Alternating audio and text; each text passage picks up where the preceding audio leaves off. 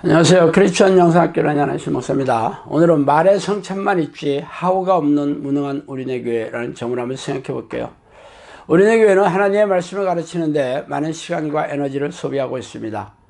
수많은 예배의식의 중심도 성경을 가르치는 설교 시간이잖아요. 그뿐만이 아니에요. 직분을 받거나 특정한 사역을 감당하면 이를 이수하기 위한 교육을 받아야 하고, 그 외에도 매년 교회 내외의 성경 공부 프로그램을 들여와서 교인들을 닥달하고 있어요. 그래서 이렇게 공부하면서 교회에 10년만 다니면 성경 박사가 되는 게 전혀 이상하지 않을 것입니다. 그러나 성경 지식을 쌓아두는 게 아니라 말씀대로 살아야 하는 것이 중요하다는 것을 모르는 교인들은 없을 거예요. 그래서 설교 때마다 말씀대로 살아야 합니다. 서로 사랑하세요. 교회 모기를 힘쓰세요. 기도 열심히 해야 합니다. 믿음을 견고하게 하세요 등의 결단을 촉구하는 말로 설교를 마무리 짓고 있죠.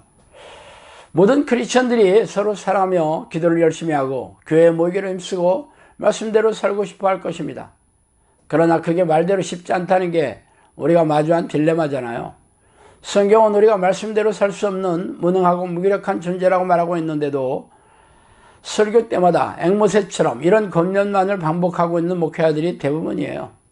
그래서 우리는 자동차 내비게이션을 켜면 녹음된 목소리의 아가씨가 과속하지 마세요, 주차 단속 구간입니다, 교통신호를 준수하세요 라는 말을 듣게 되지만 마치 자장가처럼 힘들어하게 흘려보내듯이 목회자의 설교를 듣고 있을 뿐입니다.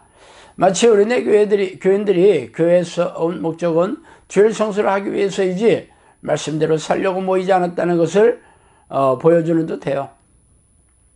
이는 우리 복음이 너희에게 말로만 이른 것이 아니라 또한 능력과 성령과 큰 확신으로 된 것임이라. 우리가 너희 가운데서 너희를 위하여 어떤 사람이 된 것은 너희가 아는 바와 같으니라. 또 너희는 많은 환난 가운데서 성령의 기쁨으로 말씀을 받아 우리와 주를 본받는 자가 되었으니, 그러므로 너희가 마게도니아와 아가야에 있는 모든 믿는 자의 본이 되었느니라. 주의 말씀이 너희에게 스스로부터 마게도니아와 아가야에만 들릴 뿐 아니라 하나님을 향하는 너희 믿음의 소문이 각처에 퍼졌으므로 우리는 아무 말도 할 것이 없느라. 그들이 우리에 대하여 스스로 말하기를 우리가 어떻게 너희 가운데 들어왔는지와 너희가 어떻게 우상을 버리고 하나님께로 돌아와 살아계신 참되신 하나님을 섬기는지와 또 죽은 자들 가운데서 다시 살리신 그의 아들이 하늘로부터 강림하실 것을 너희가 어떻게 기다리는지를 말하니, 이는 장래에 노하심에서 우리를 건지시는 예수시니라. 데살로니가 전서 1장 5절에 10절 말씀입니다. 이에 데살로니가 교회에 보내는 바울의 편지를 살펴보면서 우리네 교회 지도자들과 바울의 가르침의 차이를 살펴보세요. 바울은 데살로니가 교인들이 변화된 것은 성령의 능력과 확신으로 된 것을 상기시키면서 이 편지를 쓰고 있죠. 그래서 그들은 주를 본받는 자가 되었으며 온 유대와 사마리아 지역에 소문이 퍼져나간 것을 부인할 수 없다고 말하고 있습니다. 그러면서 바울은 그들에게 어떻게 성령이 들어가셨는지, 어떻게 우상을 버리고 참된 하나님을 섬기는지, 어떻게 예수님의 재림을 기다리는지를 가르친다고 말하고 있죠. 그래서 우리네 교회에서는 바울처럼 어떻게 성령이 들어가게 하시는지, 어떻게 우상을 버리고 참된 하나님을 섬기는지, 어떻게 하나님의 재림의 날을 기다리고 있는 법을 가르치고 있어요. 물론 그런 이야기는 하고 있죠. 우리네 교회 지도자들은 설교 때마다 성령이 들어와야 한다고 가르치고, 우상을 버리고 참된 하나님을 섬기라고 가르치고, 예수님의 재림을 기다려야 한다고 가르치고는 있어요. 그러나 그들은 이 what을 가르치지만 how에 대해서 언급하지는 않아요. 그게 바로 우리네 교회 지도자들과 성경에 기록한 사도들과의 차이점입니다. 사도들은 what을 물론 how까지 철저하게 가르쳤지만 우리네 교회 지도자들은 what만 앵무새처럼 가르치고 있죠. 왜 그런지 아세요? 그들도 how에 대해서 배운 바가 없기 때문이에요. 그들이 사도의 가르침을 받아 서로 교제하며 떡을 떼며 오로지 기도하기를 힘썼느니라. 사도행전 2장 42절이죠. 믿음이 없이는 하나님을 기쁘시게 하지 못하나니 하나님께 나아가는 자는 반드시 그가 계신 것과 또한 그가 자기를 찾는 자들에게 상 주신 이심을 믿어야 할지니라. 히브리서 11장 6절입니다. 이러므로 너희는 장차올 이 모든 일에 능히 피하고 인자 앞에 서도록 항상 기도하며 깨어있으라 하시니라. 누가복음 21장 36절입니다.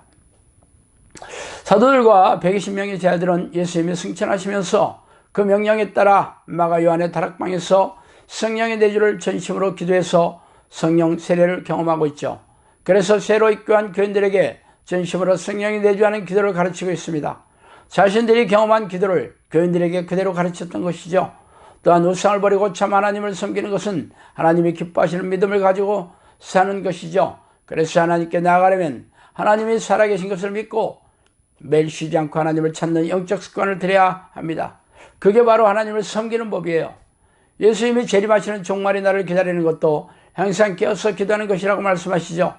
말하자면 사도들은 초대교회 교인들에게 어떻게 성령 하나님을 만나고 날마다 간절히 하나님을 찾고 부르는 기도로서 하나님을 섬기고 항상 깨어있어서 기도하면서 재림의 날을 기다리는 법을 가르쳤던 것이에요. 그러나 우리네 교회에서는 이런 기도를 가르치지 않아요. 말씀대로 살고 믿음을 지키고 서로 사랑하고 기도하라고는 가르치고 있지만 정작 어떻게 성령이 내주하고 하나님과 동행하는 기도에 어떻게 하는지에 대해서는 침묵하고 있습니다. 그 대신 교회에서의 예배의식에 참석하는 것을 끝없이 종용하고 희생적인 신앙행위만을 요구하고 있죠. 교회 1년만 다닌 크리스천이라면 말씀대로 살아야 할 것에 대해서 모르지 않습니다. 교회 나오지 않더라도 성경을 읽어보면 하나님의 뜻을 어렵지 않게 할 수 있죠. 그러나 어떻게 해야 하나님을 만나고 어떻게 해야 하나님과 동행하는지에 대해서는 무지해요. 그러나 아쉽게도 우리네 교회 지도자들은 어떻게를 가르치지 않아요. 그들도 성령을 만나고 동행하지 않았기 때문이죠. 이런 안타까운 현실이 우리네 교회의 민낯입니다. 그래서 수많은 예배의식이 드려지고 희생적인 신앙행위를 반복하고는 있지만 무능하고 무기력한 모습을 드러낼 수밖에 없습니다. 하울을 가르치는 사도들이 이 땅을 떠나자 그 뒤를 이어받은 교회 지도자들은 아무도 이 하울에 대해 관심을 갖지 않았기 때문이죠. 슬프고 답답한 일입니다.